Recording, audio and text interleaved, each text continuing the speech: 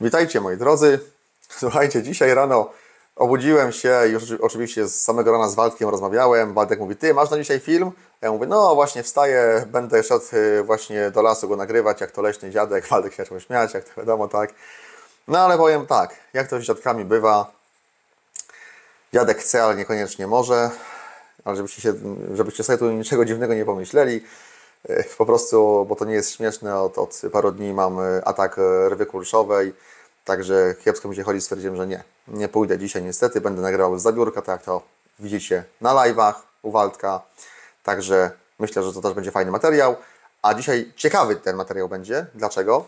Otóż dlatego, że poruszę temat niezależności energetycznej i bycia w off-gridzie w tym najgorszym miesiącu zimowym, czyli listopad, grudzień i styczeń.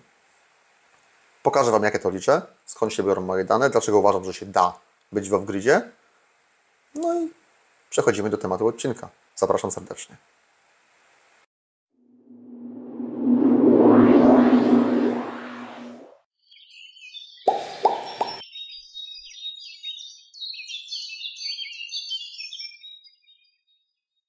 Moi drodzy, zobaczcie, co dla Was przygotowałem. Mamy tutaj aplikację PVGIS. Link do niej będziecie mieli oczywiście w opisie filmu, chociaż tu też widzicie na ekranie. Wybieramy sobie lokalizację dla naszej Częstochowy. Tutaj powiedzmy tak, niech ona będzie, no dobra, gdzieś tutaj, bo to jest zależne od tego, w którym miejscu, w którym obszarze kraju mamy jakie nasłonecznienie. I lecimy. Radiacja, czy taki model radiacyjny z bazy danych na podstawie wieloletnich obserwacji klimatu i tego, jak to wygląda, to nasłonecznienie, czyli model PVGIS SARA 2. Rodzaj paneli fotowoltaicznych. Krystaliczny silikon, standardowo nie zmieniamy tego, zostawiamy sobie, bo niektórzy mają CDT, CISI, ale to są jednostki, raczej dajmy sobie ten silikon krystaliczny. Dla łatwego liczenia na razie poglądowa instalacja o mocy zaledwie 1 kWp, potem będziemy to zwiększać. Jakieś tam straty na przewodach i tak dalej, prawda, 14%. Zostawmy, nie ruszajmy tego w tym momencie. Tu wybieramy, czy panele są wolno stojące, czyli na gruncie, czy też na dachu zamontowane, na budynku gdzieś. Zostawmy na razie wolno stojące, bo do takich się będziemy odnosić sumarycznie jakby. Tu wybieramy sobie kąt nachylenia modułów. Na razie wybierzmy 0, czyli moduły całkowicie na płasko ułożone, całkowicie na płasko. Natomiast tu mamy azymut, czyli tą orientację względem jakby stron świata, kierunków świata, czyli od powiedzmy tam wschodu poprzez południe na zachód, prawda?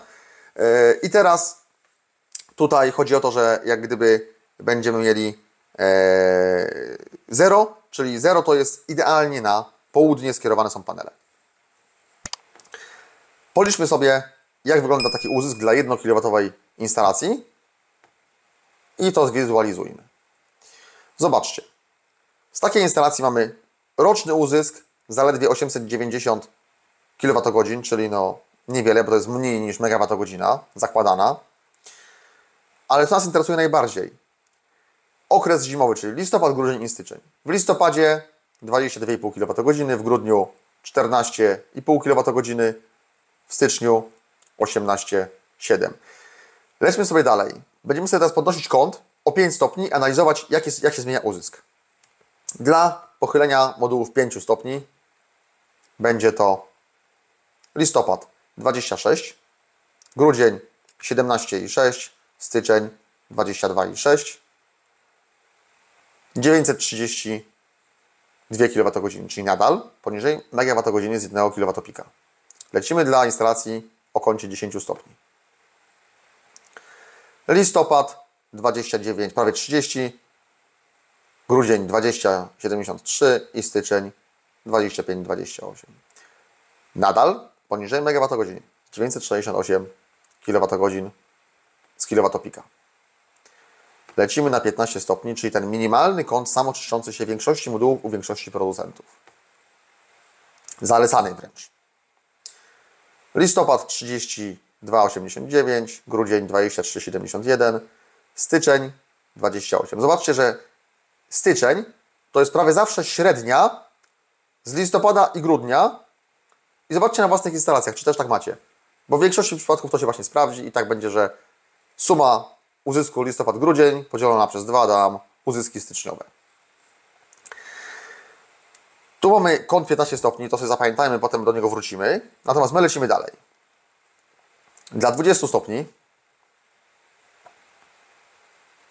będziemy mieli listopad 35, grudzień 26, łącznie z systemu 1025, czyli troszkę lepiej.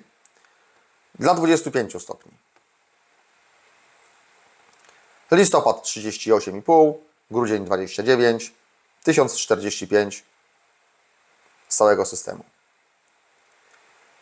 Dla 30 stopni listopad 40 prawie 1, grudzień 31 i 1059. Czyli zobaczcie, te sumaryczne wzrosty przy tym pokoleniu 30 stopni nie są duże w skali roku.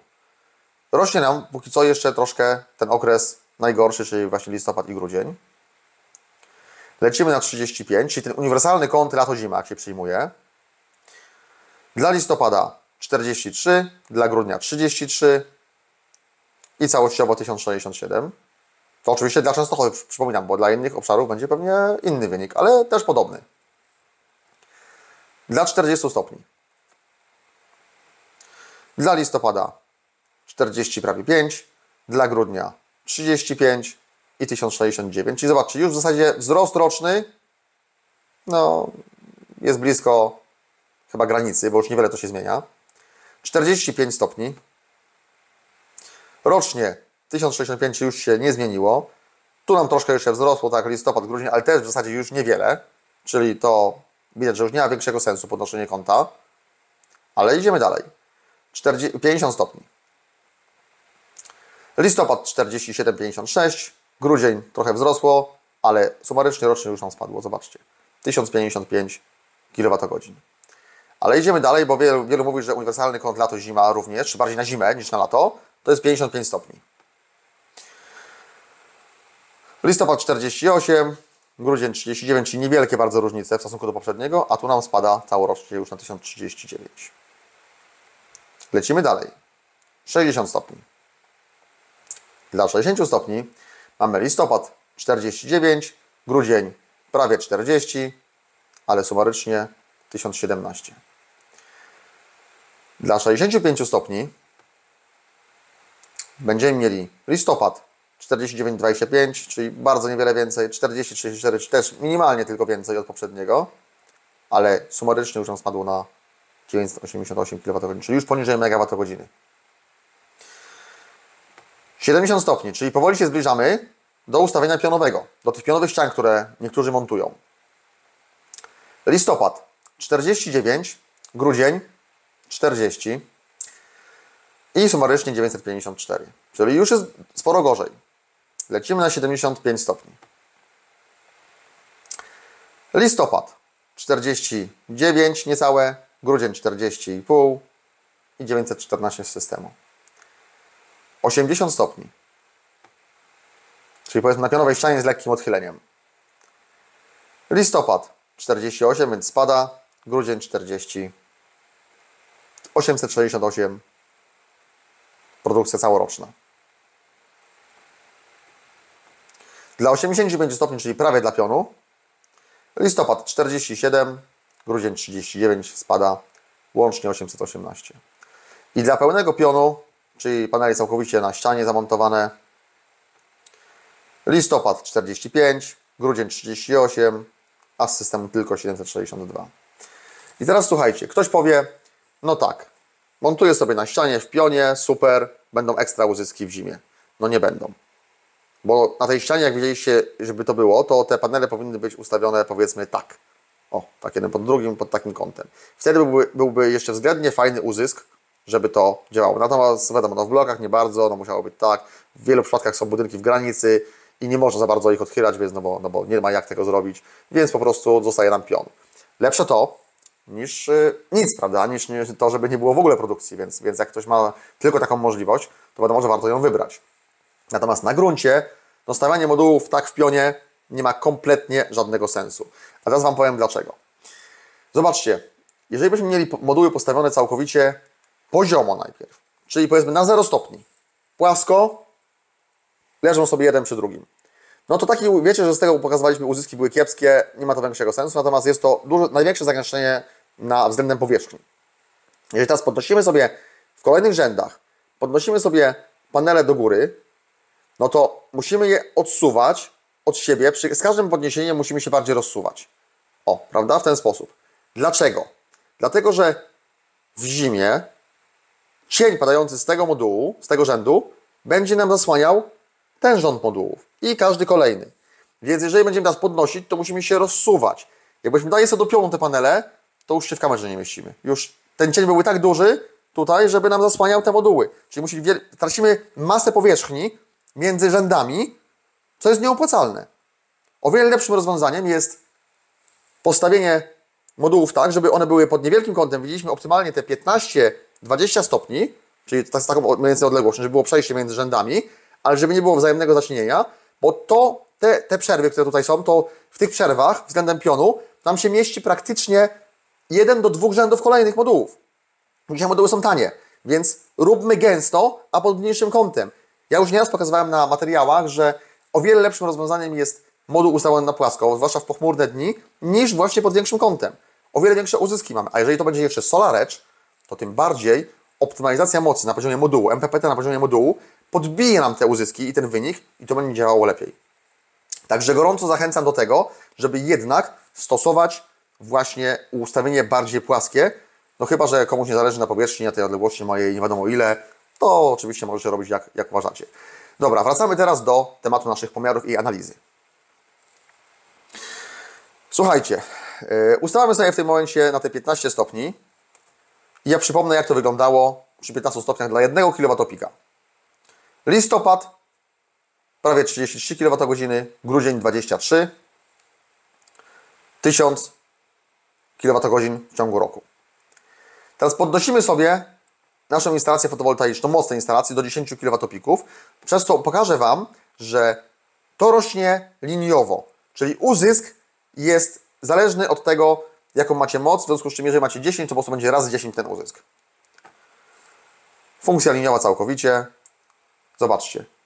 Nie 32,8, tylko 328 kWh w listopadzie i nie 20,37 w grudniu, tylko 237 w grudniu i 10 MWh z systemu rocznie. To jest, przypominam, dla 15 stopni. Zróbmy teraz 100 kWp. Dla listopada 3 i prawie 3 MWh, dla grudnia 2 MWh 300 kWh i łącznie 100 MWh rocznie. Teraz zobaczcie, jak to wygląda. Lecimy dalej dla 150. Czyli to, co ja planuję w tym naszym systemie pod tytułem magazyn energii za 900 tysięcy plus pierdoły. Tym pierdołami właśnie jest fotowoltaika między innymi. Natomiast to wygląda tak. Listopad 4,9 MWh, grudzień 3,5 MWh. Z systemu łącznie 150 kWh. 150 MWh rocznie. No to teraz zobaczcie, moi drodzy. Czy nie można się w grudniu utrzymać z takiej mocy instalacji? Jeżeli zapotrzebowanie dobowe na ogół przy pompie ciepła to jest powiedzmy w okolicach tych przy mrozach 80 kWh, no to mając produkcję 3,5 MWh w ciągu grudnia, wyjdzie nam średnio, że mamy ponad 100 kWh na dobę. Wyprodukowane z samej fotowoltaiki, tak? Na ogół z pochmurnych dni grudniowych. Przy magazynie 540 kWh co, nie da to rady? No spokojnie da radę. Bez większego problemu. No ale do tego trzeba zmienić podejście i trzeba zmienić mental. I teraz właśnie to jest najbardziej istotne. Tu. To wszystko siedzi tu w głowie. Jak to zmienicie, to uda Wam się to wszystko zrozumieć i wdrażać. I ktoś powie, no tak, ustawisz sobie te panele na płasko, to Ci jest śnieg, zasypie, nie będziesz miał produkcji. No jak będą ustawione na płasko, całkowicie śnieg je zasypie, tak? No to oczywiście, że produkcji nie będzie, trzeba będzie je oczyścić. Ktoś powie, no dobra, lepiej w pionie. Jak będzie wichura, śnieżyca i tutaj nalepi tego śniegu na tą powierzchnię, też nie będzie. Jeszcze potem chwyci mróz, też nie będzie, trzeba będzie je czyścić. Więc na temat czyszczenia modułów to my się zajmiemy w innym odcinku, bo to jest osobny temat. Ja Wam powiem, jakie są rozwiązania fajne, ale to nie dzisiaj. Natomiast dzisiaj się zajmujemy tematem tego, jak to zrozumieć. Bo zobaczcie, że teraz w prawie budowlanym i w ustawie o OZE mamy wpisane, że możemy wykonywać instalacje fotowoltaiczne bez pozwolenia i bez zgłoszenia o mocy do 150 kW. No i co to oznacza? No to, że ktoś to wreszcie policzył.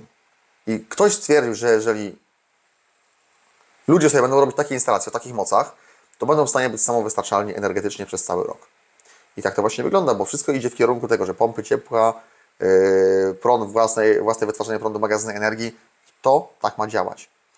Ktoś powie, no dobra, to nie wytrzyma, tak długo nie będzie działać. No jak nie wytrzyma i nie będzie działać? No przecież tak naprawdę to wszystko, co my tu mamy, to już wiemy, że fotowoltaika bez problemu działa 25, 30, 40 lat i więcej. Czyli mnie taka fotowoltaika zdąży przeżyć. Moja instalacja ma 8 lat, czy 8 rok generalnie, ja nie widzę różnic. Jak produkowała, jak była nowa, tak dzisiaj produkuje i tam pewnie są jakieś spadki, tak, ale one są pomijalne po takim okresie czasu. A wiemy, że najwięcej instalacja traci w pierwszych 2 latach. Potem ten spadek jest liniowy, znowu tak, i tak mówią, po 25 latach 80%, tak się producenci zasłaniają, ale dobrze wiemy, że z analiz już wynika i doświadczeń, że po 25 latach to na ogół jest powyżej 90% w ogóle uzysku, czy tej mocy nominalnej, która była pierwotnie. No więc jaki to jest problem? To za 150 to pominąć można, tak? Akumulatory. Zobaczcie, auta elektryczne z lat 2000, z okresu 2000-2005. Do dzisiaj te samochody jeżdżą. Ich nie jest wiele, ale jeżdżą. I te baterie są w całkiem niezłym stanie i w całkiem niezłej kondycji. Po tylu latach. Czyli to pokazuje, że jednak technologia litowo-jonowa, czyli LiFePO4 obecnie, wcale nie jest taka zła. Jest trwała. To funkcjonuje. Dlatego uważam, że prędzej się elektronika zestarzeje, nie wiem, BMS będzie do wymiany, jakieś tam inne, może kondensatory, które wyschną, coś z tych rzeczy, niż same ogniwa. Ogniwa przetrwają. One się będą starzały, ta pojemność będzie spadała, SOH będzie spadało i tak dalej. Ale to będzie działać. Jak my mamy teraz 6000 cykli pracy w takim magazynie, to co? Nie da rady? No spokojnie da radę. Jeżeli będziecie mieli teraz tak dużą pojemność, jak ja planuję, czyli 540 kWh magazynu i będzie to 150 kWh pików fotowoltaiki, to zobaczcie, w zimie te cykle, no co, jeden cykl na dobę, czy tam jeden na 2 doby, zależy jak to będzie oczywiście wyglądało, może w moim wypadku jeden na 3 doby. Natomiast realnie w lecie to ten cykl będzie jeden na 2 tygodnie, albo jeden na miesiąc nawet, bo słońce świeci, jest tej energii w bród, więc nie ma problemu, prawda? I teraz ktoś powie, no tak, ale to wszystko kosztuje, to są gigantyczne pieniądze. A ja powiem tak, a czy gigantycznych pieniędzy nie kosztuje przypadkiem płacenie co roku coraz to wyższych rachunków za prąd, wodę, gaz, za ogrzewanie w zimie i tak dalej, za węgiel, za ekogroszki, za oleje jakieś opałowe i inne rzeczy? No też kosztuje. I w okresie czasu, tych wielu, wielu, wielu lat, ja Wam gwarantuję, żeby więcej zapłacicie za te wszystkie rzeczy, niż inwestując teraz w rozwiązania, w magazyn energii, w fotowoltaikę, w jakąś turbinę wiatrową. Jeżeli to będzie dobrze dobrana prawidłowo do potrzeb, będzie to dobry producent, to w tym okresie zimowym jak najbardziej ona coś tam da, bo wtedy na ogół wieje. Więc warto to wziąć pod uwagę. I ja uważam, że to się zwraca się szybko. Część z Was mówi, że nie, to się nigdy nie zwróci, ale pytanie, czy ci, którzy mówią, że to się nigdy nie zwróci, czy w ogóle kiedykolwiek mieli dostęp do magazynu energii, do fotowoltaiki, czy kiedykolwiek się to wszystko analizowali, sprawdzali, czy tylko tak mówią, żeby mówić. No bo tak jest moje zdanie. No. Jak ktoś nie wie, ktoś się nie zna, ale za przeproszeniem plecie głupoty, no to nie wiem, czy warto go słuchać. Ja jestem naocznym przykładem tego, że się da. I pokazuję Wam to już na YouTubie chyba 4. czy 5. rok. No, mam zamiar oczywiście więcej pokazywać, a ci, co nie wiedzą, jak to działa, no to cóż, tak to właśnie jest. Słuchajcie, ja nie chcę przedłużać tego dzisiejszego materiału, bo jest spory wywód. Nie wiem, czy wszyscy będą oglądać. Kto ogląda, to się bardzo cieszę. Więc bardzo serdecznie oczywiście proszę Was o łapeczki w górę, jeżeli się podobało. O liczne subskrypcje, bo słuchajcie, tylko dzięki Wam, za co Wam bardzo, ale to bardzo serdecznie dziękuję. Udało się zdobyć już 25 000 subskrypcji. Lecimy do końca roku do 30, słuchajcie, taki jest cel. Mam nadzieję, że dzięki temu, że dzielę się z Wami wiedzą, że Wy oglądacie te materiały, że Was to interesuje, to te subskrypcje będziecie wbijać. Tam macie taki przycisk, subskrybuj. To nic Was nie kosztuje. Prosty zabieg. Klik i jeszcze dzwoneczek, żeby Wam się materiały wyświetlały. Proste. Zasubskrybujecie, kanał się lepiej rozwija, łapki w górę przychodzą, więc z automatu YouTube lepiej promuje ten materiał. Pomóżcie mi w ten sposób i sobie tak naprawdę i innym, którzy chcą mieć wiedzę, a nie bardzo wiedzą, gdzie jej szukać. Także niech to tak działa, niech to się kręci. Piszcie licznie komentarze, dyskutujmy. Ja mam w tej chwili spore zaległości, słuchajcie w komentarzach, bo tam z tego co pamiętam chyba z prawie 2 tygodni maile, ale odpiszę na wszystko, spokojnie, poczekajcie, cierpliwości. Mnie czasem nie ma, czasem wyjeżdżam, czasem jakiś przegląd, serwis, czasem instalacja i tak dalej. No wiadomo, że to wszystko zajmuje czas, sporo tego czasu, więc chcąc nie chcąc, no, muszę jakoś to nadrabiać, ale jak do mnie piszecie maila, to bardzo serdecznie Was proszę, zostawiajcie numer telefonu. Opiszcie temat, co chcecie, ale zostawcie numer telefonu. Ja oddzwonię. O wiele łatwiej jest i szybciej jest mi zadzwonić do Was i porozmawiać z Wami, niż czytać cały mail, odpisywać 4 razy. Potem jak ja Wam odpisuję, to Wy mi odpiszecie znowu za 2, 3, 4 dni. Ten mail spadnie z kolejki, znowu wyleci gdzieś indziej. Zanim ja do niego dotrę, znowu czekacie tydzień czy 2. Nie ma to sensu. Dzwonimy się, skontaktujemy, mamy już temat nagrany, a potem mailowo to podsumujemy. Także do tego zachęcam. No i co? Myślę, że na dzisiaj wystarczy. Jeżeli Wam się podobało, to wiecie, co macie zrobić. Czekajcie cierpliwie, śledźcie kanał, bo niebawem będą tematy o turbinach wiatrowych. Ja już te turbiny mam u siebie, słuchajcie, ale więcej nie zdradzę na razie. Także będą testy, warto oglądać. Zapraszam serdecznie, a za dzisiaj gorąco dziękuję i do następnego razu trzymajcie się. Cześć!